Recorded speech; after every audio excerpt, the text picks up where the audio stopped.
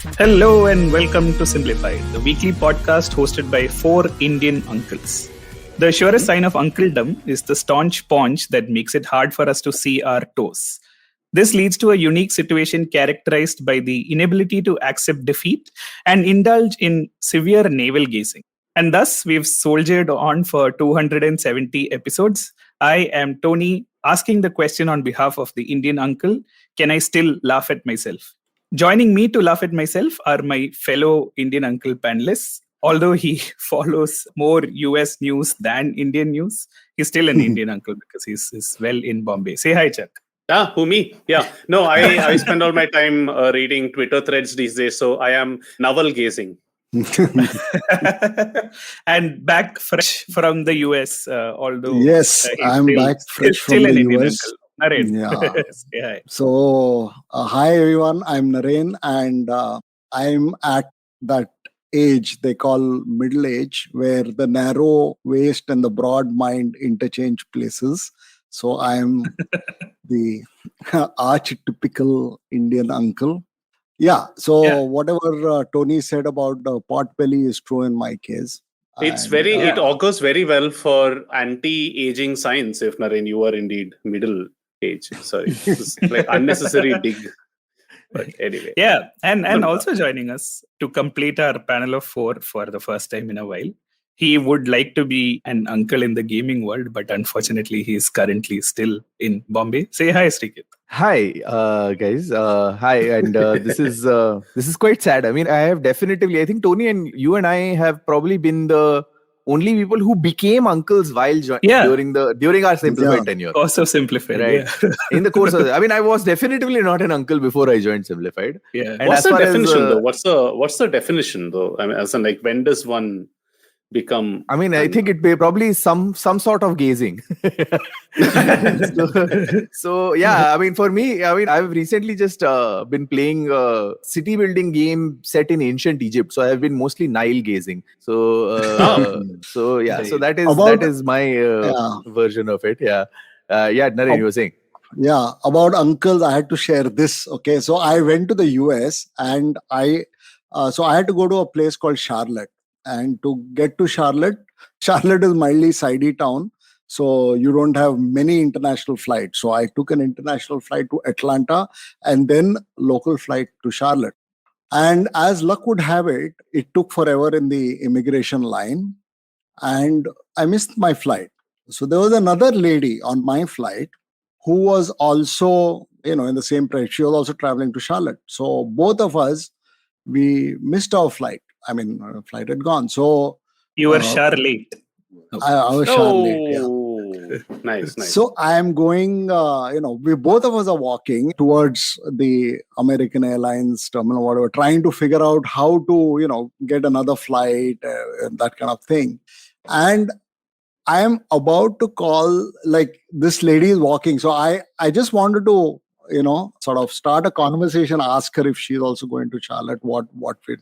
So I thought she looked elderly. So I was going to, true Indian style. I couldn't just say hello, right? So I was about to say hello, auntie. And she beat me to the draw. And she says, uncle, are you going to Charlotte? But Naren, this is a well-earned upgrade from when you were called grandfather when you were in. Yeah. It happened. But age matters, right? So the person who called me grandfather was basically old enough. She was a mother and, she was basically as old as my children. So that sort of it. But this lady, I would have sworn, was my aunt, man. And she's calling me uncle. So, yeah. Wow. So I quietly sort of, Yeah. So as we age, it also becomes important for us to understand what our legacy is and what we bequeath to the generations that come after us. Speaking of which, it's not just the estate or the real estate as it stands currently, but also the digital estate, which is becoming increasingly more relevant. Is this another way for you to sneak NFTs into the conversation? If that's the case, I'm leaving this show. I had enough of this Web3 nonsense. Let the record state that you were the first person to bring NFT as a conversation. To Yeah, something. that's true. Fair enough. Actually, Fair enough. yeah. You early adopted and early You aborted. introduced me to this godforsaken world. Yeah. that's all. I we apologize. may be uncles, but we don't forget easily. Actually, Yeah, one necessary qualification for an uncledom is the instinctive sort of rubbishing of all things crypto, right? NFT, crypto, and everything. Uncles have to rubbish it. Uncles have to say that Yeah. it's useless. And that's Naren, what to be fair, if you ask most 20-year-olds this way, they will today they will also rubbish crypto. Yeah, I Yeah, think it's not really a function of the uncledom, but because I do remember not very long ago when I think we were still uncles, we had done an episode where we pretty much gushed over these technologies quite effusively. Yeah. So effusively we gushed over them, but I think right now at this point, the effusiveness that can only come from genuine ignorance. That was the. Wow. It can come from a market that was going to the moon and now that's going to the dogs. Anyway, let us now go back to Tony. So, legacy, real or imaginary? Basically, apparently. Speaking of a tarnished legacy, let's go ahead. There's a famous Dunbar's number, right, which stated, I'm guessing before the digital age, that the number of meaningful connections a person can have is 150, right? But apparently in this day and age, the average person apparently has 150 online accounts that require a password. So the Dunbar's number has moved significantly. Wow. Right, which means what happens to these accounts, the content there, all of what you've created, and what happens to it after you pass on or die becomes a important question. And as usual, this is one topic on Simplified, which is at the intersection of digital running faster than privacy and legality can catch up. So, it's still sort of like a gray area in some senses, but we'll sort of go around the world a little bit to understand what the law state and how you can basically protect your digital legacy at this point in time. Yeah, speaking of, I think impromptu question. What would you like to see memorialized of your digital presence after you die? Have you thought about it? Oh. Would you want to nuke everything, or would you want someone to sort of keep something alive? I think a good addendum of that question is, if you were to, so to speak, make a digital will, is there anything that you would want to leave behind? Yeah, nuke everything. Right, like yeah. The only thing are we coming back to NFTs now? No, we are not. Most definitively not. I think the only thing I think we'd all want to keep Simplify. Whatever shape or form, whatever episodes are there, I think those. I think it will vary from person to person, right? Like there are some playlists and all that which I think add value to some people's lives. I'd like to keep those alive, but I probably want my Gmail to get nuked. Yeah. For me, I think one major part of my digital legacy would be my edits on Wikipedia. Very good, So that would be there. I don't think I can bequeath my adminship to anyone because I think it is supposed to expire along with my expiration. Besides that, I'd say that, and I guess maybe for you guys, not for me definitively. I think your Twitter accounts might be there might be some value in them, if at all emotional, if more than functional value of any sort. Yeah, maybe. I have thought about it at some point because unfortunately I've had some friends who passed away and the Twitter accounts are kind of still active, and it's a little weird to see like the tweets still there. I think it's Facebook who marks it saying that this person has passed away and this is just a memoriam, and then it's an open wall where people can come and write stuff. I think that actually is quite nice. I don't know, man, this is quite a complicated thing, and I think it varies from person to person, but all the more reason for us to talk about it when we're alive so that we can make these choices. One thing I definitely want you to keep, Chuck, is the Naren is typing compilation which you've meticulously put together. That is secret. Now everybody knows about it. Everybody who listens to Simplified knows about it, and they might write in asking, can you send us the document of Naren is typing on our secret WhatsApp group? I have compiled about 50 anecdotes. Update us on the status of #Naren write a book. Okay, in that case, everyone who wants, please write in saying that you want the document from me. I think Yeah. So every time I sit down to write a book, such absolute nonsense comes out that I sort of meekly tuck my tail between my legs and slink off and try to do it another. But yeah, that's a project that whose time seems to have come. That's one of the legacy things, right? So after you passed your veil, at least you'll have a book that hopefully a few people will read. Like Gandhiji's talisman, Naren, I think you need to keep the simplified talisman in mind. Whenever you sit down to write a book and think everything that comes to your mind is nonsense, remember you've done this for 270 episodes in Simplified and people still love you. Yeah, and no one minded. Yeah, exactly. You talked most absurd. Any Simplified stuff. Fanboy moments when you were in the US? Oh yeah, actually. I was going to say, I was going to tell the producer just edit that question out for the authors. But if there actually is one, then good. Fantastic. So I did meet. So there's a young couple I know who work in the Bay Area.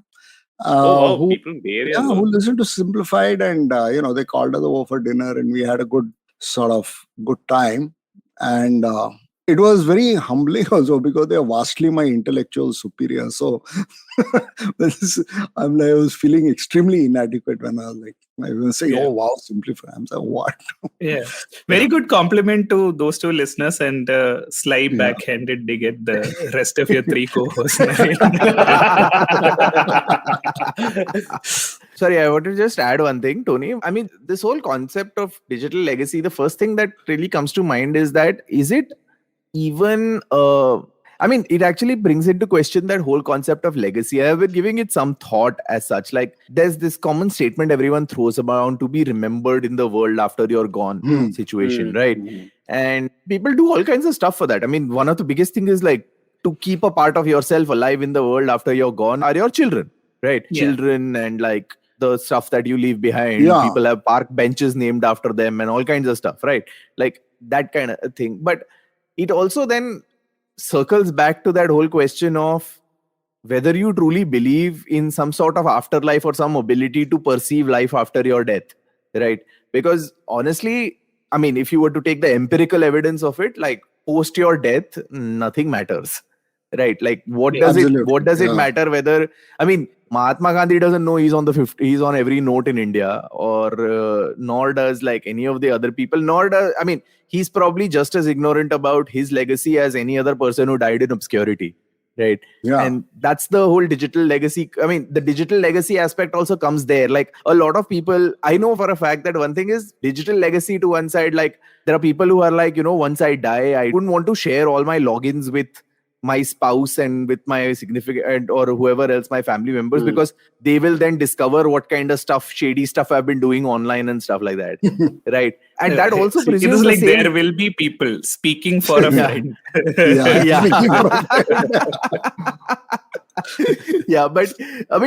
at the end of the day, you're also in the place where you're like, does it really matter? I mean, whatever they think of whatever you were as a person, it doesn't really affect you anymore, right? So this is a vast philosophical question. Srikeit very ominously froze mid-sentence. So once we receive some signs of life, we'll be able to. Are we preserving his legacy? I'm just going to take a screenshot of this so everyone can see. This will be up on the Twitter feed. Sorry, he's back. Oh my God, he's back. There is an afterlife. Is this a legacy thing, or are you actually there? No. What a great question to ask any avatar or something. Is this a legacy thing, or are you actually there? But also can be asked to mainframes if you're from Oracle. If I was, here I'm currently based in Ahmedabad. Whenever I get a call here, I don't know, the internet is weird because I'm tethering from my phone. So if I get a call, my internet completely goes to crap. So that was the situation. So what happens to your legacy then? See, what happens to your legacy if you get a call in the real world? Anyway, let's go. Tony is trying to have some structure to this conversation. And go on, Tony. Sorry, I fully derailed this with this question. No, this is a clear indication of our uncledom, right? Over the past 5-6 years, the conversation on Simplified has turned more philosophical. And in the meantime, our primary primary tag on Simplified has changed from informative to humor. So we philosophize. Oh, really? Yeah. Really? It's happened. I don't know why. So anyway. So one of the things that- I staunchly debate both of those tags, but anyway. there you go. They don't. If you have Informative at one point. no category to put it under, then put it under humor, right? Yeah, fair enough. But anyway, so one of the interesting things that came out from this discussion is the distinction between what constitutes a digital legacy or digital inheritance, right? Is it all of the content that you create, like blogs, or is it your posts on Twitter? Or does it also include your logins and DMs and access to everything? And, should your heirs slide into your DMs, quite literally, right? So there is actually a sort of distinction there to what the term digital estate refers to. Yeah, and it could also be virtual achievements, right? Just taking Srikeit's point of gaming ahead, it could be, okay, if you've reached like a certain level and have X number of coins, which I'm sure is very important in the gaming world, do you bequeath that title or that all that to somebody else? Yeah, absolutely. I think there's so many angles over here. Yeah. So as per the legality, there are two things, right? One is that the inheritability of the digital content must be there, which means that only digital content for which the deceased person holds the copyright will be passed on to the inheritor. Right? That is one. And then the other distinction is between full ownership and right to use licenses, such as software, digital music, your Netflix login, etc., stuff like that. If I remember, if you purchased music using iTunes, you can't legally inherit that to your children or somebody else, if I remember correctly. Exactly. So that's the third point, which is that the heir or administrator of the estate must be able to access the content, which means that there are certain contracts and terms of use which these sort of third parties have entered into with the original person who was alive. But does the contract law take precedence, or does the inheritance law take precedence? Right. So basically, broadly, some of the things, digital assets that can be inherited, Bitcoin and other forms of cryptocurrency, provided they still have value. Or you can stop throwing shade while talking legal stuff at least. Non-fungible tokens, which can just be a screenshot of your crypto account having 0 rupees or something like that. Domain names, funds kept in online accounts such as PayPal, money in online shops like Amazon, blog content or other published works. Interestingly, frequent flyer miles depending on the airline again, but there are sort of loyalty programs which let you sort of inherit that as well. Monetized video channels actively earning advertising revenue, and online investment portfolios and wallets. This is interesting. Right? So this is I'm guessing these laws vary from country to country. So is this from the US that you were reading out? Which I'm guessing is the most evolved of the law. Correct. Yeah, so basically the primary definition is, what is, according to natural laws of inheritance, what gets classified as inheritable, which is basically anything which has money value, right? Which can be a loyalty account or online money and all of that. And the stuff that you can't inherit technically is email accounts, social media handles and accounts, app accounts, subscription services like Apple TV or Spotify, and anything else that is deemed non-transferable, basically standard legalese to say, and everything else, right? So everything is case-based. Yeah, you will find something that has one foot in both of these, like you said, right? I'm struggling to think of something right now, but say, what about like... Again, I go back to gaming, where you have some element of currency as well as some amount of personal account and all that. Yes. Yeah. Lawyers are. I think we should give you a minute to think about it and take a break. And the listeners we also will think about it. Hello, we are all back from the dead. And now Tony will continue telling us about digital legacy. Before the break, we were looking at what can be inherited, what can't be inherited, and whether we should defer to the inheritance law or whether we should defer to the what is the other law? Contract law. Yeah. So one of the things, like you rightly mentioned, is obviously all of this varies by geography. And being in India, you would assume that we have to first look at what the Indian law states. And to be honest, I couldn't find anything on the first 2 pages of Google that was relevant. I think it's still under formulation. So obviously, I thought, Europe will have the most evolved ones here. But basically, they just have GDPR, which is General Data Protection Regulation, right? Something like that. Yeah. Very basic, but it doesn't actually sort of have anything related to digital legacy or digital inheritance because GDPR applies only to living persons, right? So that means that there is no uniform law in Europe to sort of take this into account. And all member states are basically sort of doing their own thing. And the most advanced one, obviously, is Germany. Come on, man. Which is the digital nation? Estonia. Estonia. Yeah. Wow. Yeah. It's an answer that I am extremely proud that we have got correct. So Estonia has Estonia. Tell us. So what is Estonia telling the rest of the world to do? Ayo. Well done. What is the currency of Estonia? I have no idea. No? We could have. I think it's a krona as well. I don't know. That's a Danish krona, but I think they also have a krona, if I'm not mistaken.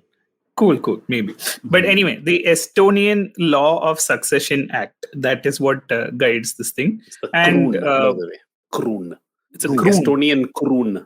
Although the euro is also used. Anyway, let's move on to whatever I'm actually remembering saying. Borat and his krum. Yeah.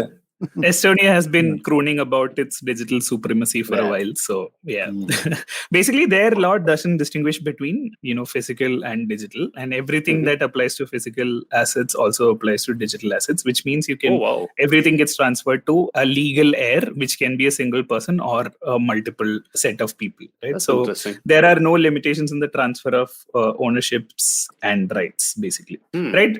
And the rest of the countries, I'm guessing, are following Estonia as far as Europe is concerned.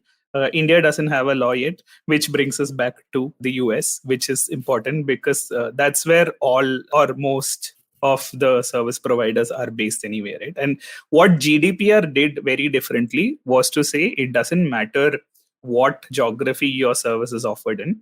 If it is a person who's a citizen of the EU, whether they are in Bombay or Prague or New Jersey, they have the same rights and you have to provide them, right? Which means that as a service provider, a Gmail or a Facebook are still bound by GDPR, irrespective of where they're based. That doesn't apply here anymore because there is no sort of common jurisdiction. So all of that varies, which means we sort of default to what is the law in the US state, right? And basically, it's a trade-off basically between privacy of the person who has passed on and the sort of need for a logical succession and inheritance, right? So, and in the US, there is something called the Fourth Amendment, which protects privacy and right to privacy. And basically, if the government authorities need to search your physical property, they need 2 things. They need a search warrant and a probable cause to say you've committed some crime. Right? But this didn't extend automatically to the digital space. And there is something in the US called a third-party doctrine, which means if you've sort of engaged in a contract with a third party, like let's say Facebook or Gmail or Razorpay, then you waive your right to privacy as such, right? And there's a lesser bar for when the government authorities can request for your details and stuff like that. So it basically became necessary for this to sort of change because what happened was there have been several cases in court where someone's passed on and their family wanted access to the accounts. And there is something called the SCA, right? SCA is, I will look it up. By the way, for everyone who's used to Simblified in the way it normally happens and wondering where the usual cacophony is, this is what happens when one host actually prepares something. The others are actually listening. Yeah, except I forgot what SCA is. I think it's some storage. Something, Commission Act, storage certification. Something like that. Agency. Something. Okay, it's cool. Yeah. Doesn't matter. Yeah. It might be Latin for all you know. Yeah. Simplified comes around or something. Simplified. Yeah. What? Yeah. Okay. Yeah, okay. So, but basically, the Fourth Amendment happened in 1792, right? Oh, wow. Okay. And obviously, much before anyone dreamed of a computer or the digital age as such. And the SCA, which is the Stored Communications Act, came into being in 1986, right? Still quite That's nascent quite as far as recent, yeah, exactly. So basically, what that did was sort of extend the right to privacy to the online space, right? Which meant that it deals with email and digital communications stored on the internet, and basically they blocked third parties from turning over data to anyone, right? Which meant that even if your family member passes away, you don't necessarily get access to it, and they are not supposed to give access to it because then they'll be committing a felony. Oh wow! Right, so that's where we were. I have a question here. So a lot of law, right? Especially in the early days of when laws were codified, laws came into being after cases were fought in court. So so has there been any such have there been any important cases that have been fought in this space? Yeah, there have been several. I think the most recent one is Carpenter versus United States 2018, where basically it prevented. I'm wondering if there is a Carpenter versus United Kingdom because the cabinet just. Well played. Nice. You hit the nail on the head. Indeed, we were expecting something from. We were expecting a Wodehouse quote from you, but we didn't expect a Wodehouse. Oh, sorry, I brought the standard back down to where it was. Well done. It's a seesaw kind of pun affair that we have. But basically, Carpenter versus United States was important because while it is not stored communication, one of the key aspects of privacy today is your cell tower location, right? And basically, law enforcement agencies could just triangulate and see wherever you're going just based on the cell tower data. In 2018, the Supreme Court said that the cell phones are almost a feature of human anatomy. And when the government tracks the location of a cell phone, it is basically doing perfect surveillance, right? So, which Supreme Court said this? US or India? US. I think that follows. That follows from I don't want to follow that with a comment. Phones, No, everyone wants bigger cell phones, so it's definitely an anatomy thing. Yeah, correct. Yeah, so and then Utah also put in a new data privacy law, I think in 2020 or 2021, which was pretty significant, and I think most states are now going to follow that. The only things that are exempt are banks and financial transactions, which lawmakers still can get access to, right? So the challenge with the SCA was that it basically looked at only privacy, but didn't look at the future version of how digital inheritance can happen, right? So, and to basically mitigate this, a new sort of act was brought in 2015, which is called RAFADA, which is basically not what you would say when Malu is making, bad handwriting notes. And why is that? RAFADA, or, what is that above your head? RUFADA. Or, yeah. I think we can keep RIFADA. Who won the French Open? RAFADA. Yeah. RAFADA. There we go. Yeah. So we've given you the mnemonic, but basically RUFADA is Revised Uniform Fiduciary Access to Digital Assets Act 2015. And as of now, 47 US states have embraced this, right? Which means that you can basically pass on digital inheritance to an heir if the user has declared it in a will, or they've consented to the disclosure via a online tool like Facebook's legacy contact feature, right? So that's the basic change that's been made. Yeah. So and basically then if these are not there either in terms of a will or in terms of your sort of access to the tool and having done something, then the companies can still sort of not pass on this thing. So by default, it will get nuked, or it should get nuked, right? So that's the idea as of now. And of course, it depends and varies from company to company what the laws are, right? Twitter does not allow access to deceased user profiles. They will deactivate an account if you can produce a death certificate or something like that. Facebook does it very differently, which is, they will memorialize a profile if, the user has been verified as dead, right? And the user can basically decide what happens to the account on their death. And there are two options, right? One is that you can mention that I want my account deleted after death, or, set up a legacy contact who will be able to manage the memorialized page. The important thing is they won't give the login information to the person or basically, send your DMs, right? So it'll just be that they have sort of sly access. So Srikeit's friend does not need to worry. No, Wow. but, I mean, this reminds me of generally on the whole legacy, digital legacy. There is one of the most beautiful ads. I think this was by either PlayStation or Xbox, right? One of the most beautiful ads on digital legacy is basically there is this. So it's a long format film, and the film basically begins with this father and son actually playing this racing game together, right?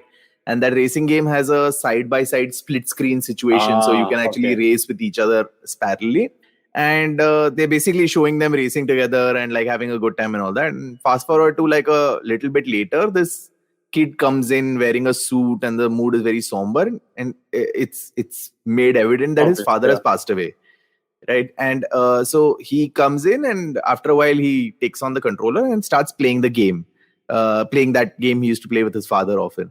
And the game has a feature where the person who has the high score, actually when you're playing that game, actually their vehicle becomes a ghost vehicle, right? That ghost vehicle that actually goes on the same track, and that you have to beat that ghost vehicle to actually get your new high score, right? So based on the timing of that. And so this kid is playing that, and he gets very emotional. He's almost like his father holds the high score, and it's almost like he's playing with his father every time he races. And so it's like he's racing all the time and all that stuff. And it was a very good high score, so it's difficult to beat. And there's this one time when he finally comes close to, like, he's leading. It's the final turn, and he's leading the ghost car. And as he approaches the finish line, he actually slows down and lets the ghost car win. Because the moment he wins, his father's high score will get erased. And so he wants to keep that ghost car always around. So that's why he actually slows down and doesn't beat the high score. So I felt that was one of the most beautifully emotional gaming ads. I mean, in some ways where you could actually make that. And also, and one of the most relevant content plugs that you could give for this particular episode. I didn't think that there would be an ad so specific to this conversation. That's interesting. Right? No, it's interesting because it's giving me other ideas, and maybe this is a completely different simplified episode by itself. But what is the role of AI and ML in taking digital assets that are there currently and creating a post-death version of it? Like, for example, I'm assuming that the game, that the ghost car would be mimicking the dad's movement in playing style in some way. At a certain point of time when he played it, And correct. So we are also seeing that in live music, there is this trend of holographs of dead people who, kind of mimic all the actions of a Prince or Jimi Hendrix or whoever I think it is. And Tupac Shakur had one, right? Tupac Shakur, exactly. And now Amazon is working on a technology that will mimic the voice of a dead person. Now, whether the world needs a technology like that is irrelevant, but it's kind of interesting, right? And with technology like GPT-3 and all that, it stands to reason that in a few years we might, even though somebody's physical body might have passed on, that their, I don't know what you call this, their brand guidelines deck or something is still alive in some way or the other, and content keeps coming out. I don't know, I couldn't think of anything else. Maybe that's another talk show by itself. Trauma. That's another talk show by itself, but This takes me firmly into the realm of some fantasy fiction in some way, where I think if you guys, if you've read Harry Potter, there is this aspect of the Elder Wand, right? Basically that story of those three brothers, and that one brother has the power to control death and bring people back from the dead. But when that person did come back, they were just a mere echo of who they were as a real person, right? It is just a capsule of all their behavior and their tics and mannerisms, but not really a full whole person who reacts real time to stuff. So, I mean, maybe that kind of echo of the person could be created of sorts based on like some key mannerisms and like a canned version. It's almost like, to some extent, if you think about it, the AIs that we have in real life, like say something like an Alexa or any kind of like AIs that we actually deal with, they are effectively like echoes. They are not of a dead person, but of a person who never existed, who have very clear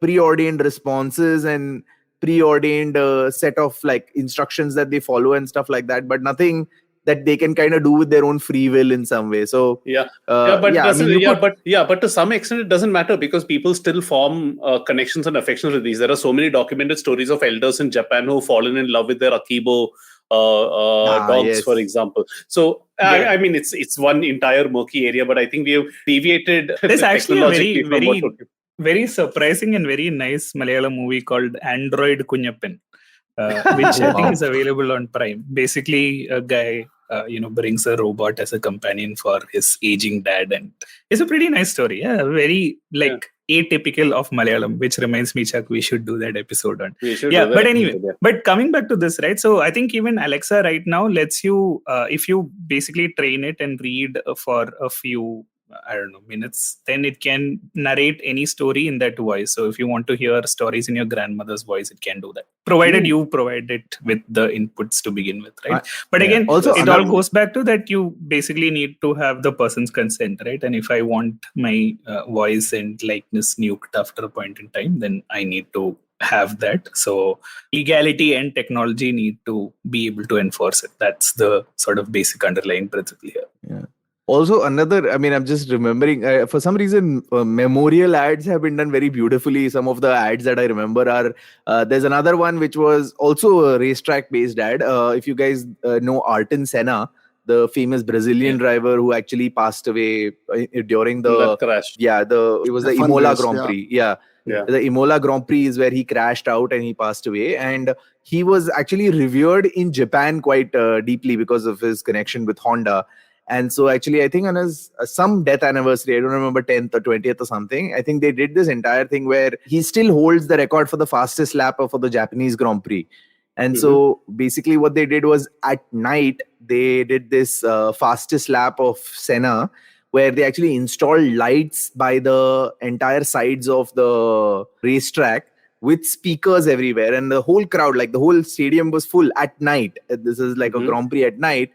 And basically those lights actually started going at the same pace as his fastest lap with the sound of his fastest lap. So it was like Senna raced again on the track. So the lights actually like lit up as he was going through each turn, mimicking his fastest lap. So that was a beautiful tribute that the Honda guys gave. So it's still there out there. It's one of the most beautiful tribute ads that are out there.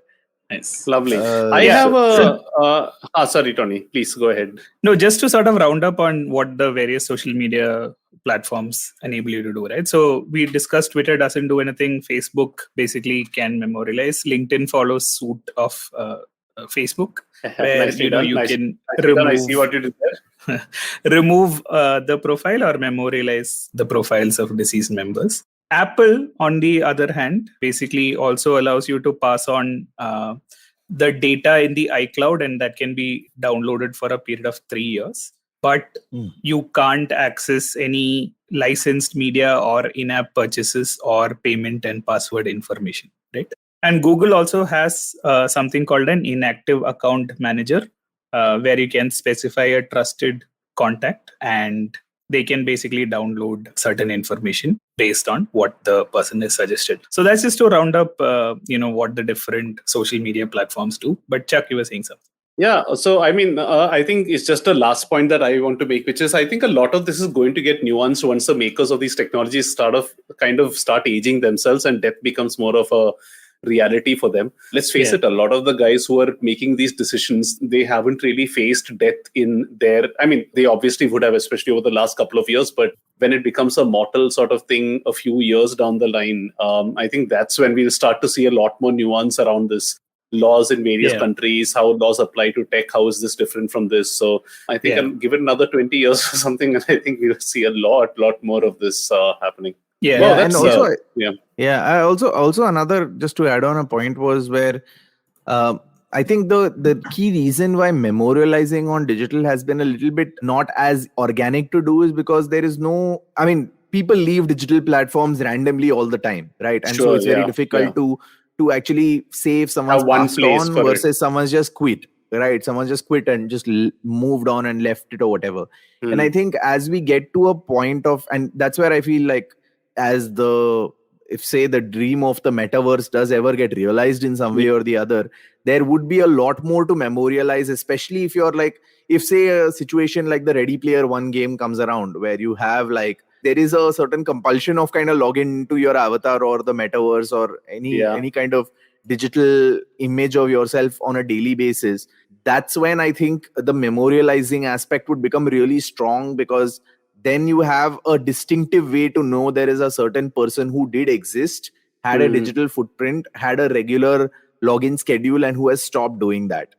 Right. Hmm. And I think that would be the next, I think we'll be seeing a lot more of these digital memorials and ways to memorialize people as we move ahead with technology. Yeah, 100%. I think, I mean, and all cynicism about it apart, I think the blockchain will have some role to play over here in terms of verifying all these sort of things and assets and all that. So yeah, that's a good point. So yeah. Yeah. Wow. I mean, Look at sort that. of We have ended tangentially- this episode saying that the metaverse and crypto might actually have some legit use cases.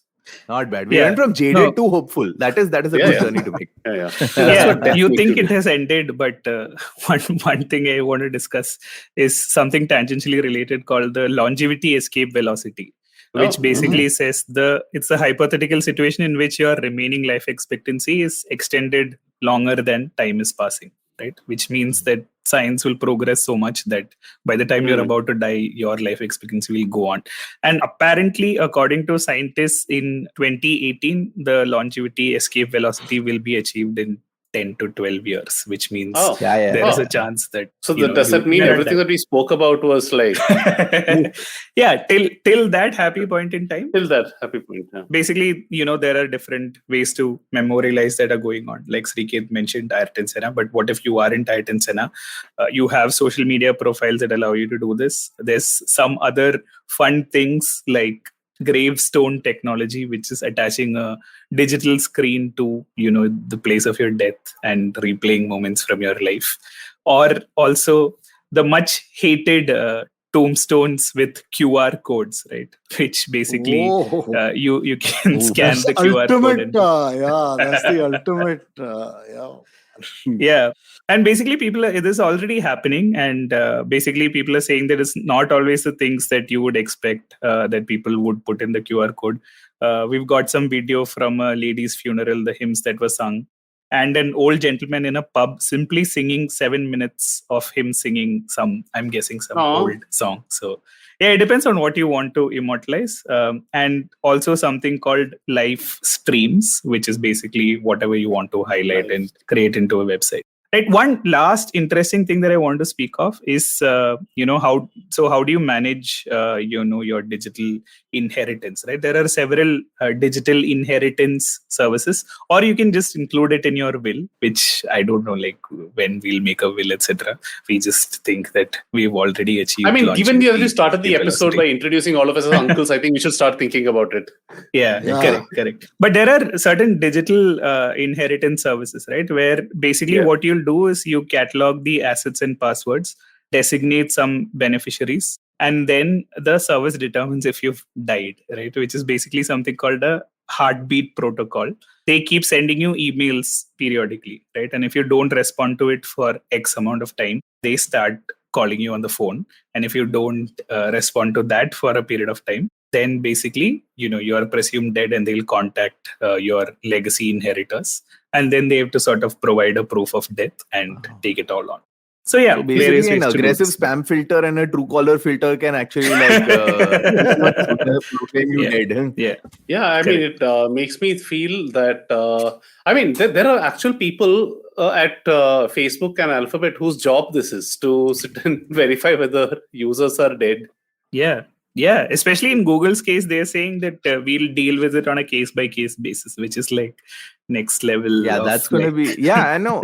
And I think that is going to come to a head at the point where, I think still the bulk of internet users are still either, just millennials effectively, right? Like, and in which context, if they are the bulk of internet users, we are only going to now begin to see people who have significant online footprints start to die. in like the next decades or two decades or so. And at which point, I think that case by case basis business is going to become quite a difficult one to follow. So yeah, we're up for an interesting decade to come. Yeah, unless of course the longevity escape velocity gets there first. All right, so this is a fairly thought-provoking episode, as Tony, most of your episodes totally are making us question life. In this case, literally so, sometimes death, and all that. And your will to live, and your will to live. Anyway, Simblified will live on in some form or the other. Last I heard, it was going to be sent up in a space capsule so that other life forms can hear that this is the most. This is the most evolved that a conversation on this planet can get. So, hey guys, if you're listening to this. So basically all the extraterrestrial can leave us the alone. Yeah. So like, Naren, I mean, You know what to do, Naren. Naren's been very contemplative. I think he has something to add. This extremely introspective and sort of, thing. So stay safe. Stay alive. Stay alive and stay simplified. Yeah. Bye, guys. Bye. Bye. See you from the beyond. Yeah, see you from the beyond. Another mood coming to your playlist next week.